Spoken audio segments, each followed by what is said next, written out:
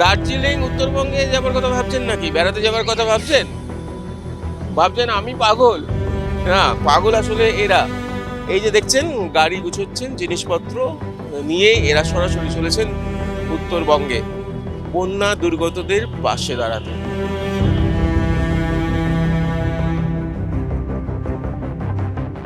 মানুষের সাথে মানুষের পাশে আমাদের দেখতে হবে। সোমা মুখোপাধ্যায় এই দিদি আর তার ভাইয়েদের টিম বেরিয়ে পড়ছেন গোছগাছ করে। তবে যা দেখছেন সবই অন্যদের দেওয়ার জন্য। ত্রাণ সামগ্রী, ওষুধপত্র, শুকনো খাবার, জামা কাপড় পৌঁছে দেবেন উত্তরবঙ্গের বন্যা দুর্গতদের হাতে।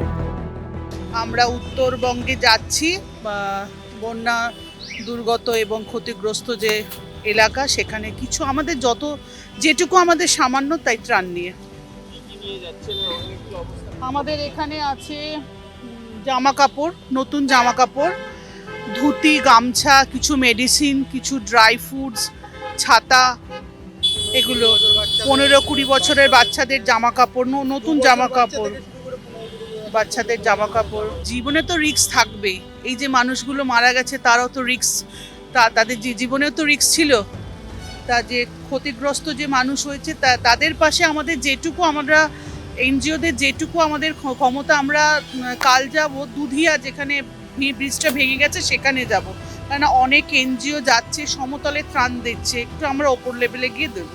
এরা সব আমার সৈনিক বলতে পারেন, এরা আমার সহযোদ্ধা।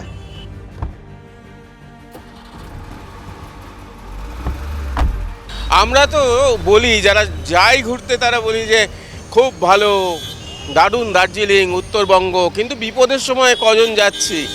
এই দিদি আর তার ভাইয়েরা বেরিয়ে পড়েছেন ঝুঁকি মাথায় নিয়েই, পাহাড়ের কথা ভেবে, পাহাড়ের মানুষকে ভালোবেসে, পাহাড়কে ভালোবেসে। সুরহিতের সঙ্গে প্রীতম দে, ক্যালকাটা নিউজ।